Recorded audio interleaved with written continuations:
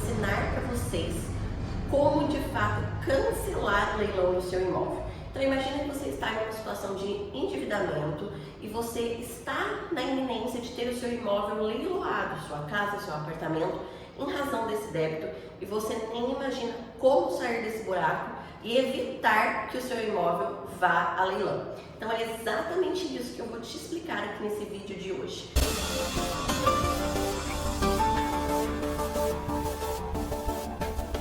Olá pessoal, tudo bem com vocês? Sejam bem-vindos!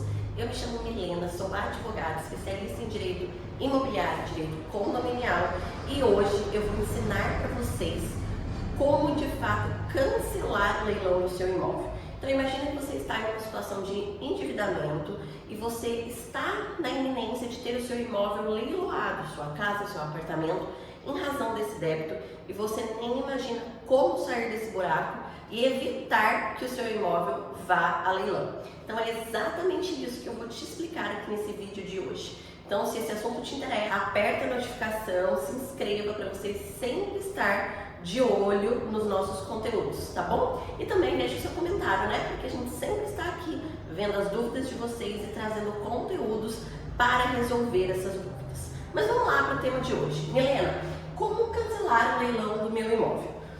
Primeira coisa que a gente tem que dizer, se você está passando por isso, você precisa colocar em mente que você tem que procurar um advogado. Ai, Milena, mas você ficou todo esse tempo aqui, tirou tempo da minha vida para falar que eu tenho que procurar um advogado? Não é só isso que eu vou dizer para você aqui nesse vídeo de hoje. Eu vou te dar alguns elementos também para que você já consiga ter uma noção para saber se o seu leilão tem ou não vícios. Porque concorda comigo que se a gente estiver diante de um leilão lícito, ou seja, um leilão perfeito, correto, que seguiu todas as regras, não há que se falar em nulidade. A gente só consegue falar em nulidade, em cancelamento, em anulação de um leilão quando nós estamos diante de irregularidades, vício. Ou seja, se o leilão está perfeito, não há que se falar em nulidade. Então você precisa conhecer das regras do leilão para entender se naquele procedimento em si tiveram vícios ou não, e se tiveram vícios, você consegue sim proceder à anulação desse leilão. E aí a grande diferença entre conseguir ou não é conhecer as regras, é conhecer o procedimento em si do leilão. Eu costumo sempre falar para os meus clientes que tudo no direito segue uma receita de bolo. Quando você vai lá fazer um bolo na sua casa, algo diferente aí para animar o seu final de semana, agradar as pessoas que você ama, você busca lá no site de receitas, né? Geralmente no Google. Eu particularmente adoro o site do Tudo Gostoso. Não é publi, tá, gente? Mas eu gosto muito. E aí você pega a receita e você vai lá, não, vou fazer isso, isso e isso, segue o passo a passo daquela receita e, obviamente, se você fizer alguma coisa errada, ou seja, contrária ao que diz ali aquela receita, o seu resultado final, o seu bolo, não vai dar tão certo assim. Não vai ficar tão gostoso, tão bonito, conforme lá na receita, né, no procedimento certinho. Traz essa realidade agora para os leilões. É exatamente assim que funciona.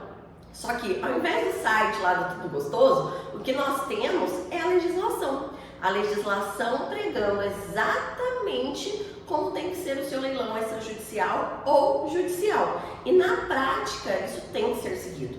Ah, Milena, mas não seguiu. De fato, tinha lá o procedimento, mas a instituição financeira, né, a Caixa, Santander, enfim, não seguiu o que está na legislação e eu percebi isso. Depois que eu assisti seu vídeo, eu percebi isso. O que eu faço? Bom, aí de fato vai nascer o seu direito. Qual direito? Direito de cancelamento, direito de anulação de um leilão, seja ele extrajudicial ou judicial.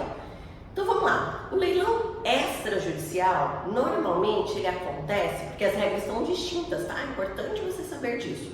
Uma regra para o leilão judicial e outra regra para o leilão extrajudicial. O leilão extrajudicial, normalmente ele decorre de uma inadimplência por parte de financiamento bancário. Então você fez um financiamento, imagina aí a hipótese de você ter feito um financiamento lá antes da pandemia, veio a pandemia, você se enrolou financeiramente, nós estamos ainda imersos em uma crise e você não conseguiu honrar com as prestações. Neste caso, o que a instituição financeira vai fazer? Ela vai consolidar a propriedade do imóvel para ela, tá? E ela pode fazer isso já com 3 parcelas em aberto e levar o seu imóvel a leilão, em um leilão extrajudicial, através de um site, de um leiloeiro, enfim. E aí o procedimento vai começar como um todo.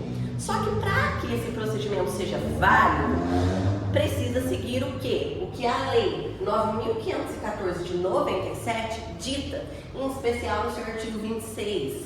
Então, assim, se não seguiu o que lá está dizendo, e são várias regras, são várias, né, funções que a instituição financeira tem que cumprir na prática. Se isso não for seguido e o advogado que você procurou conseguir detectar isso, caberá, no seu caso, se confirmado, uma ação de anulação do leilão, sustação desse leilão, para mostrar ao Poder Judiciário que, olha, de fato, sou devedor mesmo, me enrolei financeiramente, tenho o objetivo de pagar esse débito, preciso de uma condição diferenciada para pagar esse débito e esse leilão não pode seguir. Por quê? Porque esse leilão ele contrariou o que a própria legislação diz. E nós não podemos, como você bem sabe, contrariar o que a legislação diz, porque senão nós não estamos agindo corretamente, tá? Então, isso você precisa entender. Ah, Milena, mas o meu leilão está sendo judicial. E agora? Mesma regra, só que a disciplina é outra. O que disciplina o leilão judicial é o artigo 835 do CPC.